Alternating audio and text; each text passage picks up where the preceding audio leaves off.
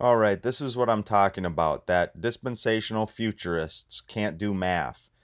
When we're talking about Daniel's 70th week here, let's go to Daniel 9:24 through 27. Here's the prophecy. First of all, let's look at the context of this. This is Daniel's prayer. Okay, the first year of Darius, son of Ahasuerus, by descent to Mede, who was made king over the realm of the Chaldeans. The word of, he was thinking about the word of Yahweh to Jeremiah about the 70 years of Babylonian captivity. So here Daniel is pleading for mercy. He prays to Yahweh, right, who keeps the covenant. So the covenant Lord, right here, that is Yahweh. Best translation would be covenant Lord. And that I forget who is the author who said that. But notice what Daniel says. We have sinned. We have sinned. So we have turned aside from your commandments and rules. We have not listened to your servants, the prophets. So again, here is a prayer of mourning, a prayer of confession of sin and the sins of his people. Daniel's sins and the sins of his people. To us, O Yahweh, belongs open shame. Okay, for we have sinned against you. We have rebelled against Yahweh and not obeyed the voice of Yahweh. All Israel has transgressed your law and turned aside. We are, all that is written in the law of Moses. So this is a covenantal lawsuit type of situation, a mediatory prayer, and a covenantal lawsuit against all Israel. Yet we have not entreated the favor or the grace of Yahweh, turning from our iniquities and gaining insight by your truth, your words. Again, all this, we have not obeyed your voice. So Gabriel brings an answer. So the man Gabriel, of course, Gabriel being an angelic being, an angel, but Daniel says the man Gabriel. At the beginning of your pleas for mercy, a word went out, and I have come to tell it to you, for you are greatly loved, Daniel. And of course, the other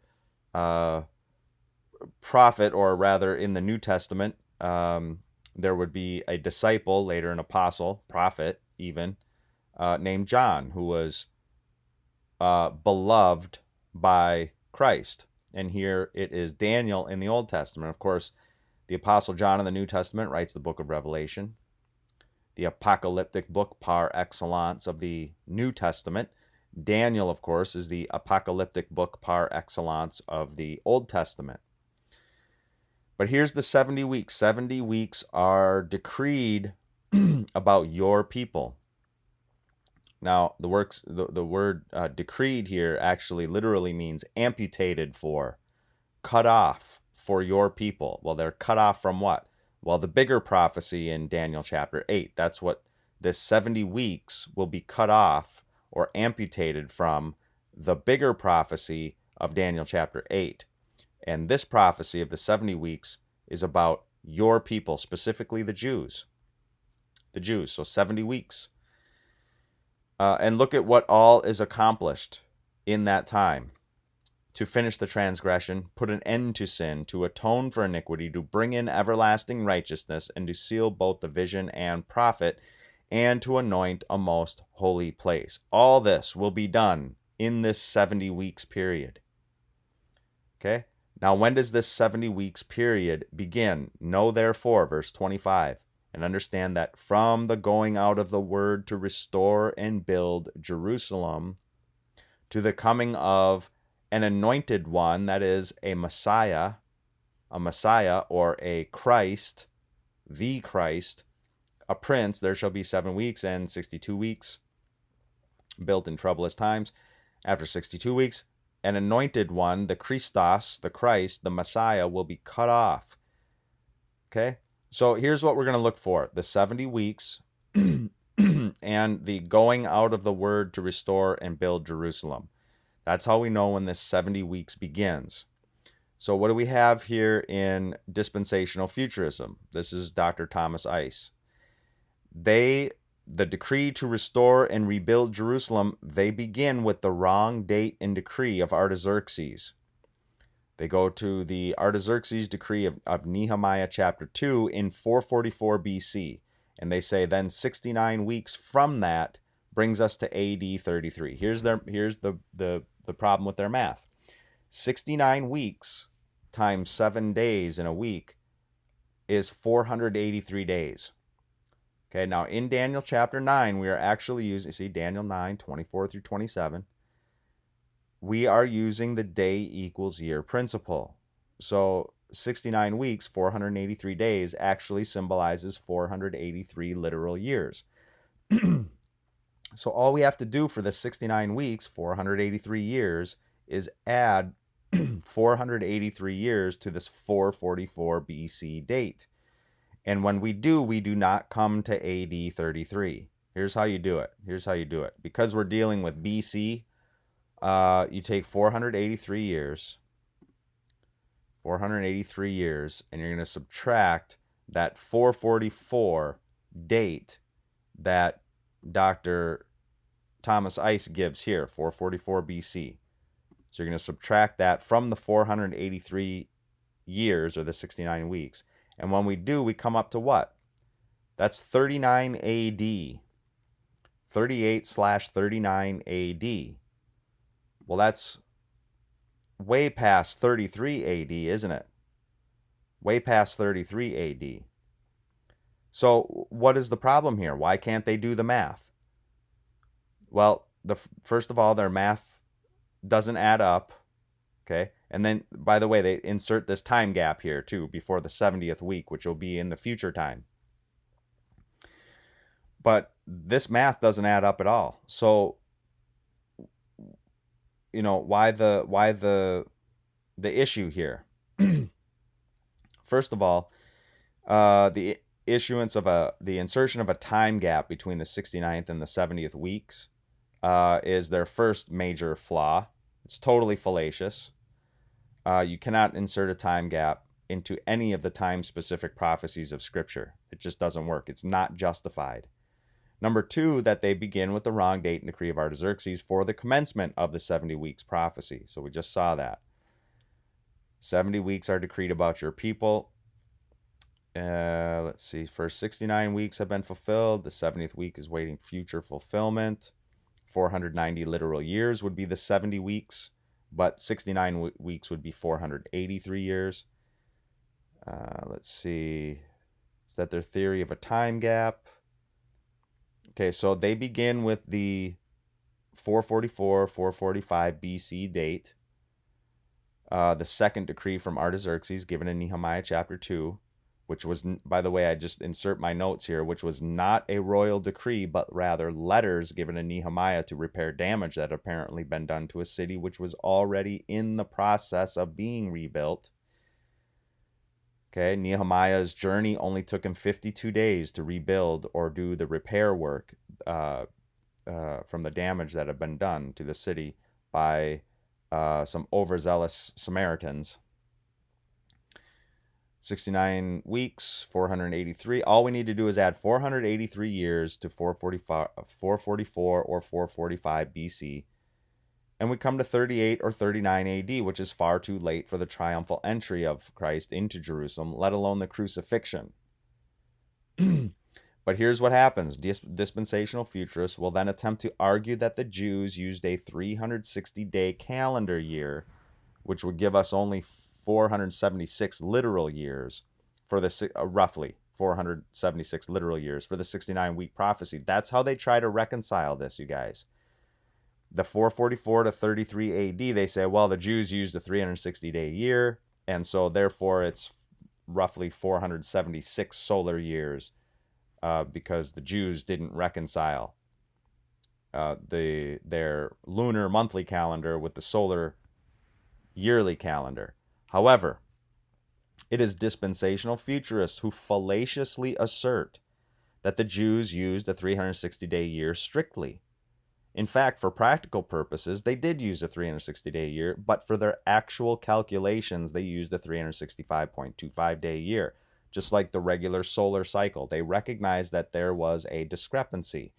Nearly all the peoples of the ancient Near East used a practical yearly calendar of 360 days because they used a 12-month, 30-day each calendar based on the lunar cycle. However, all of these peoples of the ancient Near East had differing ways of reconciling the lunar monthly calendar with the actual 365.25 day solar year. The Jews would add an entire month of 30 days to their 12-month calendar every 6th year to make up for this discrepancy. Okay, so every 6th year, instead of 12 months of 30 days, on the 6th year, they would have 13 months of 30 days. So they add an entire month to their yearly calendar every 6th year to make up for the discrepancy between the lunar monthly cycle and the proper 365.24 and some change day solar year. These people were not stupid. Okay, the Babylonians, the Medo-Persians, none of these people were stupid. The Jews, none of these people knew that especially the Jews knew that God's calendar was read in the stars and by the moon and by the sun. Okay, that was God's calendar. That's how God set it up in creation itself. These will be, the sun, the moon, the stars. These will be for times and seasons. Okay, these will be your calendar. The Jews knew that. They knew full well that the lunar calendar did not fully coincide with the solar yearly calendar, and that they had to make up those days. So dispensational futurists are in error concerning their proposed commencement date for the beginning of the 70 weeks prophecy. We can know this even if for no other reason than because their math doesn't add up. See? And so there are actually, one, their math doesn't add up. Two, they insert a time gap. Okay, there are 4 possible commencement dates for the beginning of the 70 weeks prophecy of Daniel 9:24 through 27. 1, the decree of Cyrus in about 538, 537 BC, given in Ezra chapter 1, verses 1 through 4, and reiterated again in Ezra 6, 3 through 5. And then you can see 2 Chronicles 36, 22 through 23. Number 2, the decree of Darius I in about circa 520 BC, given again in Ezra chapter 6. And the reason I have the decree of Cyrus overlapped here of Ezra chapter 6 is because the decree from Darius was simply a reiteration of the decree that Cyrus had already given. Okay, so again, ever since the Jews, Cyrus made the first command that the Jews could leave Babylon and go back to Judea, the province beyond the river, as they call it. Ezra calls it, and I think Nehemiah does too. The province beyond the river, that is Judea.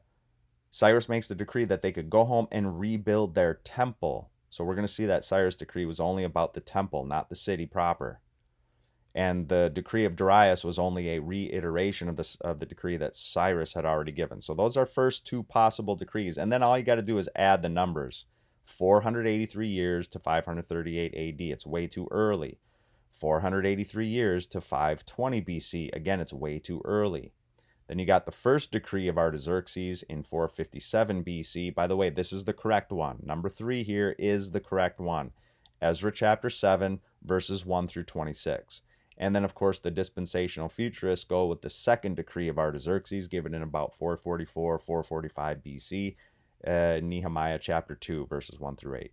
Dispensational futurists settle on this date as the beginning of the 69 weeks of Daniel's prophecy, and we already saw their math doesn't add up when they do that. Let's examine each one of these in order. The first one, royal decree of Cyrus, only dealt with the building of the temple or the house of God beyond the river, in the province beyond the river. The second, the royal decree of Darius, was only a reiteration of the decree of Cyrus, thus it had only to do with the building of the temple as well.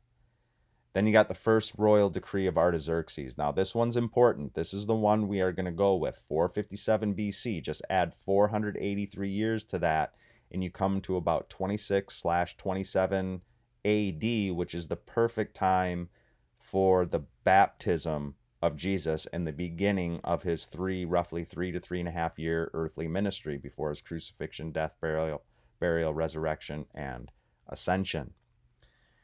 But this was a royal decree from Artaxerxes. It allowed Ezra to, quote, appoint magistrates and judges who may judge all the people in the province beyond the river, all such as that is in Judea, all such as know the laws of your God, and those who do not know them you shall teach. Whoever will not obey the law of your God and the law of the king, let judgment be strictly executed on him, whether for death or for banishment or confiscation of goods or for imprisonment. Okay?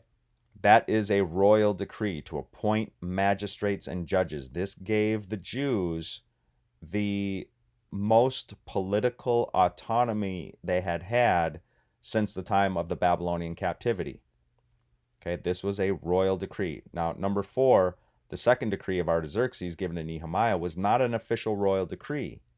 Rather, it consisted of letters given to Nehemiah to present to, quote, the governors of the province beyond the river, that they may let me, Nehemiah, pass through until I come to Judah to do the repair work. This letter was given as a private letter to Nehemiah to engage in repair work to the gates of the temple and city wall, which had apparently been damaged by some overzealous Samaritans who were opposing the, quote, rebuilding of that rebellious city.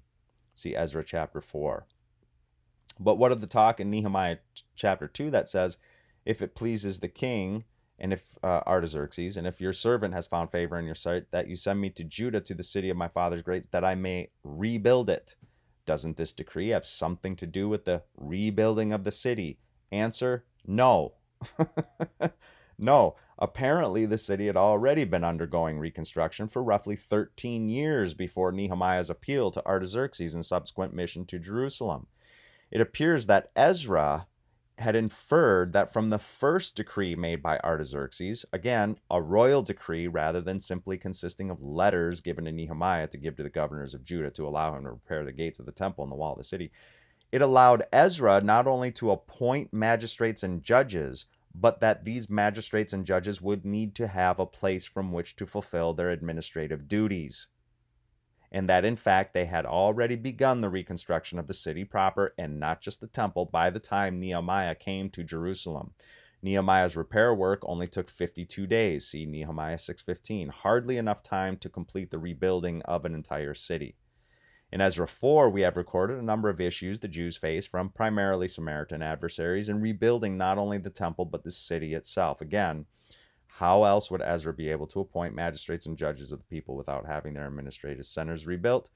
Ezra 4, 7 through 23, the Samaritans wrote a letter to King Artaxerxes saying in part that the Jews were rebuilding that rebellious and wicked city, and that if the city is rebuilt and its walls finished, you will then have no possession in the province beyond the river. The often erratic Artaxerxes did cause reconstruction to cease for a time until further notice. But rather than letters given to Nehemiah as recorded in Nehemiah chapter 2, it is the royal decree of Artaxerxes given in 457 BC, which is the beginning date for our 70 weeks or 69 weeks, and then the 70th week begins right at the 69th week's end. Okay, it goes right into it. There's no time gap. Cyrus' decree takes us to 55-54 BC. Just add 483 years or 69 weeks to this time period of Cyrus' decree. It's way too early. The decree of Darius' decree, is way too early as well, 37 BC. This is the perfect one. Artaxerxes' decree in Ezra chapter 7, 457 BC. Add 483 years brings us to 2627 AD, the perfect time for the baptism of Jesus Christ by John the Baptist and the starting point of the fulfillment of the 70th week. So Jesus, in his earthly ministry, fulfills the first half of the 70th week, his roughly 3 to 3.5 year earthly ministry. The subsequent 3 to 3.5 years after the ascension of Christ into heaven was fulfilled by the apostles preaching primarily still to the Jews. It is the stoning of Stephen, which ends the 70th week, the stoning of Stephen in Acts chapter 7. So Jesus crucified in about 30 AD. I think that's the best date for the crucifixion is 30 AD, roughly 3.5 years. into his ministry. That's the first half of the 70th week. And then the second half is the preaching. Remember, it was the 70 weeks. The whole thing was decreed for your people, Daniel. Amputated, cut off for your people. So this all has to do with the Jews. This whole 70th week, 70 weeks. And then, of course, Artaxerxes, we went over this. It's way too late. This date is way too late for the triumphal entry. And that's why they try to make they try to attempt to reconcile this failure with the assertion that the Jews used a 360-day year. And this is, of course, without substantiation, since the Jews always reconciled their 360-day practical year with what we know to be an actual 365-day solar year, essentially. So that the 70th week of Daniel included the baptism of Jesus, the beginning of his earthly ministry, his crucifixion, roughly 3 to 3.5 years into his earthly ministry, his resurrection, ascension into heaven, Acts chapter 1, verses 9 through 11, and Revelation 12:5, and the subsequent 3.5 years of the apostles' ministry, primarily to the Jews. At the end of the 70th week, ended at the stoning of Stephen in Acts chapter 7. And notice Acts chapter 7, Stephen was the last prophet to the Jews. Understand that. The last prophet to the Jews was Stephen in Acts chapter 7.